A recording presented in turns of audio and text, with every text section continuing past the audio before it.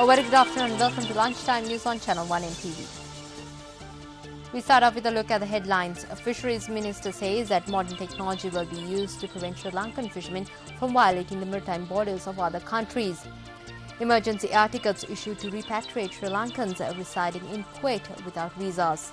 Sports minister says that the Sri Lankan Premier League will go ahead without the participation of Indian players.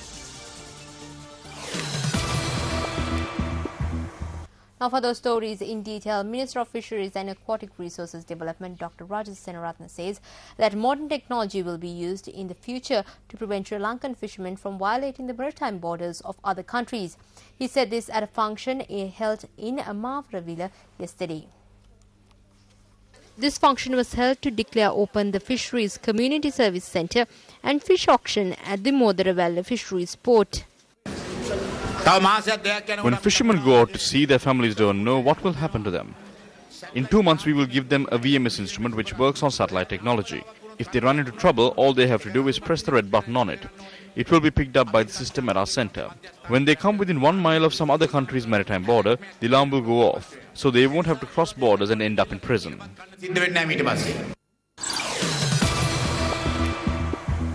There are various views being expressed about torture by different sections of society, noted Secretary of the Legal Division of the Human Rights Commission, Attorney at Law Nimal Punjiheva. He was speaking at a function in Colombo yesterday. The seminar against torture was held yesterday with the participation of institutions and persons concerned with this issue.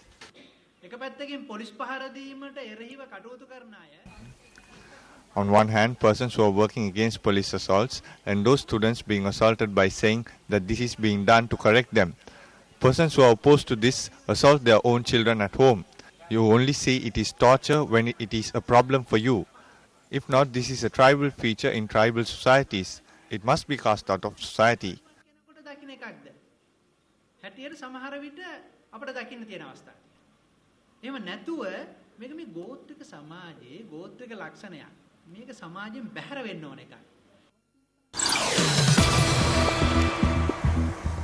The Ministry of External Affairs states that it has issued emergency air tickets to repatriate Sri Lankans residing in Kuwait without visas.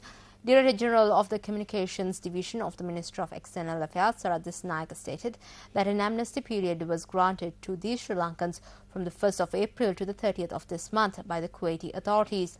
He stated that steps have been taken to repatriate about 5,000 such individuals. The Minister of External Affairs noted that there are almost 10,000 Sri Lankans without visas in Kuwait. This Naik stated that amongst these individuals are those who had gone to Kuwait for employment purposes. Meanwhile, the ministry stated that Sri Lankans in Bahrain without visas have been notified to report to the Consular General's office. This Naika went on to say that the intention of doing this was to immediately inform the Bahraini government of these individuals and to bring these individuals back to Sri Lanka as soon as possible. Minister of Education Bandul Gunawardena said that he had told the President not to give him a trade ministry portfolio for as long as he lived. The minister revealed this while attending a function in the Badigama area today. Minister Gunawardena was the chief guest at the annual prize giving of the Christchurch Girls' School in Badigama. A group including Deputy Speaker Chandima Veera, Korean parliamentarian Nishanta Muthuhettigama were present at the occasion.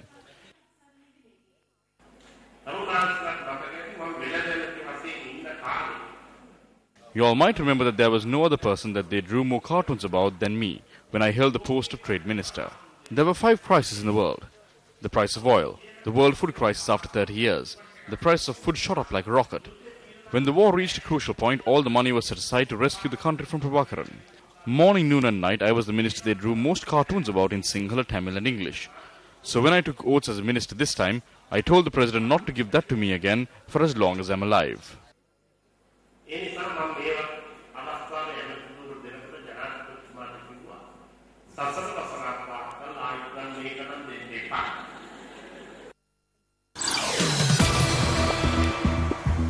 A group of opposition representatives lodged a complaint with the Human Rights Commission this morning regarding the recent incident at the Karnataka Free Trade Zone. President of the Intercompany Employees Union, Vasant Samarsingh, filed this complaint with the Human Rights Commission. Subsequently, several opposition representatives, including General Secretary of the UNP, Tissatta Nayaka, the party's national organizer, Ravi Karunanayaka, and Dr. Jalaja Wardhanam, also lodged complaints in relation to this.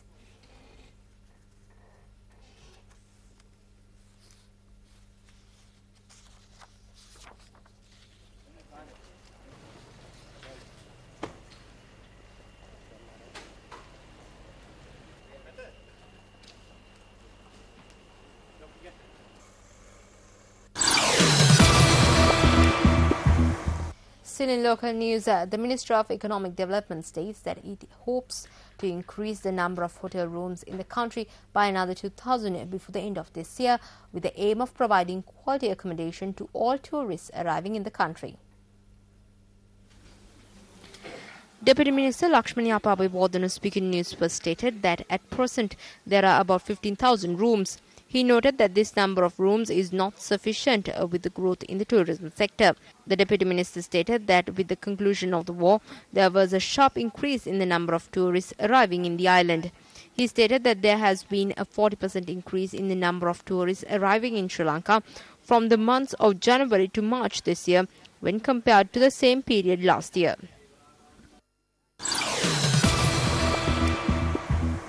The 6th annual festival of the University of Aesthetic Studies was held yesterday. It was held under the patronage of the Chancellor of the University, Dr. Pandit Amaradev. 3 university lecturers who had worked towards establishing the subjects of performing and visual arts in the country and to take it to the international sphere were felicitated at this function. In appreciation of their services, the title of Seva Arjita Mahacharya was bestowed on Professor Amara Ranatunga, Professor Sanat Nandasiri and Professor Albert Dharmasiri.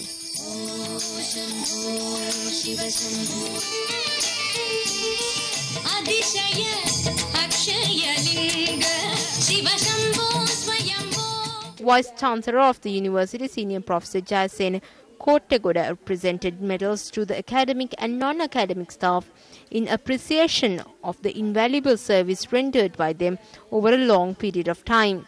A large group of university lecturers and intellectuals were present at the occasion. The United National Party convened a media briefing this morning. Speaking at the briefing, parliamentarian Dasir Jasekara expressed this view. The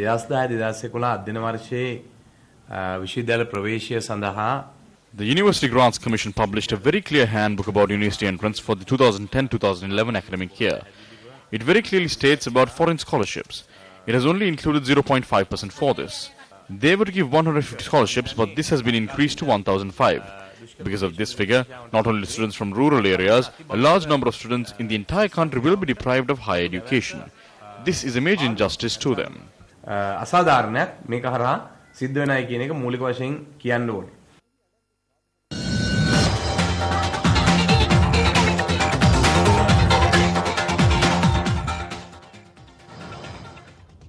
Making headlines in the global arena, at least 10 people have been killed in a suicide attack on a top hotel in the Afghan capital Kabul, and Libyan rebels captured Gaddafi arms bunker near Zintan.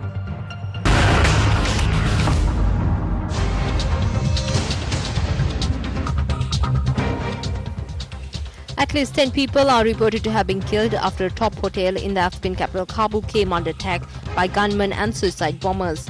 An official said that 3 bombers had blown themselves up at the Intercontinental Hotel and another had been shot dead. Later, NATO said that 2 of its helicopters had killed 3 attackers on the roof. Kabul's police chief told reporters that troops had entered the hotel and that all the guests were safe. After an operation lasting more than 4 hours, officials said that all the attackers had been killed. A Taliban spokesperson said that the group was behind the attack. Officials said a meeting of provincial governors taking place at the hotel might have been the reason for the attack. The attack also came the night before the start of a conference about the transition of responsibility for security from the NATO-led International Security Assistance Force to Afghan security forces.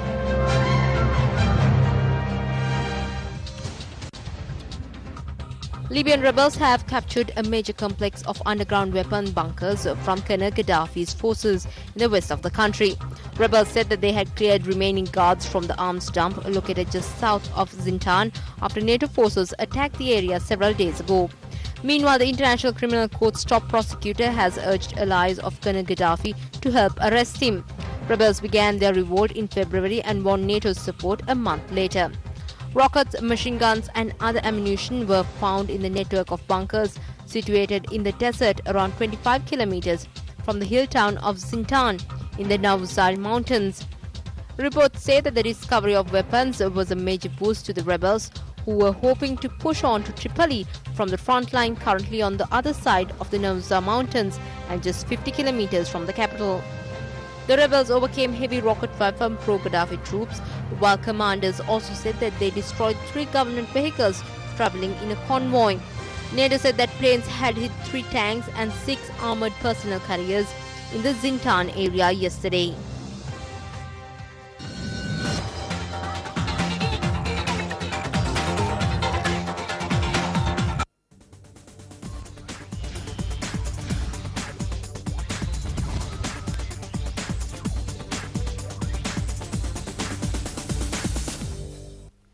Taking a look at sports news now. Sports Minister Mahindananda Alutgamage said that the Sri Lankan Premier League will go ahead without the participation of Indian players.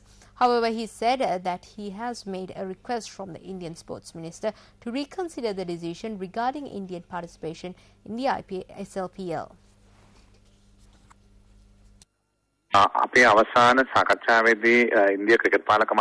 In our last discussion with the BCCI, they refused to send their players.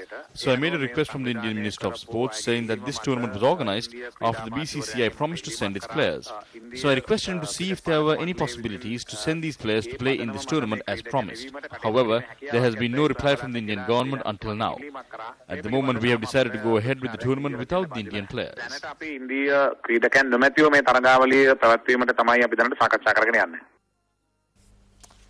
Well, Sri Lankan skipper Tilakaratne Dilshan praised England, saying they put in a good performance, but also said that his team did not play good cricket yesterday. He stated this after Sri Lanka's 110-run defeat against England in the first one-day international played at the Kensington Oval in London yesterday. Meanwhile, England one-day captain Alistair Cook also expressed his views at a post-match media briefing. To win in such a big margin in a shortened game like that was a fantastic effort from the lads, and yeah, I'm really pleased. Look, it is outstanding performance from all the bowlers, obviously Jimmy up front, to get them 20 for 4, to get their danger men out early doors, get us right ahead of the game. So yeah, full credit to Jimmy. Yeah, I think it's in a short game can go either way, but they batted well. They put it a huge score to chase. In a chase to 230 is not easy. But in second, we had to take a chance. Didn't work. Overall, they played good cricket. Last 2 days we had a sunshine and everything, but today came to the match against rain and overcast. Normally it's hell for the English bowlers, but that is not an excuse. We didn't bat well. We didn't bowl that much well. That's why we lost the match.